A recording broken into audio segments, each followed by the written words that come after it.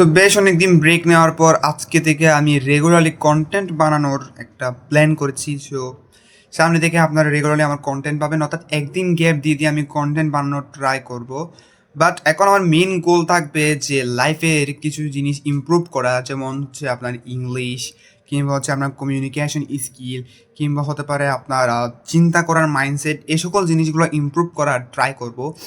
আর হয়তো আমি সামনে কিছু কন্টেন্ট এমনও বানাতে পারি যেগুলো ফুললি ইংলিশে কন্টেন্টগুলো হবে, অর্থাৎ এখন যেভাবে আমি বাংলায় কথা বলছি ঠিক তখনই ইংলিশে কথা বলবো, বিকজ অফ আমার যে যে কনফিডেন্টলি এখন ক্যামেরার সামনে আমি বাংলায় কথা বলতে পারতেছি, ঠিক একই চাই যে আমি যে ইংলিশে কথা বলতে পারি।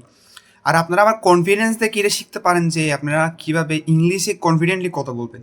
আর শুরুর দিকে তো আমার ইংলিশে কনফিডেন্টলি কথা বলতে পারবো না, একটু লেগেন্সি থাকবে, একটু ধরনের ভয় থাকবে, ফিয়ার থাকবে, এটা আস্তে আস্তে কেটে যাবে।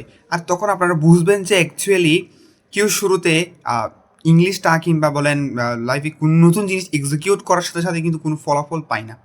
আর এই জিনিসটা আমি নিজে করব এবং আপনাদেরকে দেখাবো যে অ্যাকচুয়ালি এটা কী হয় বা কী না হয়। সো আমাদের সাথে থাকবে।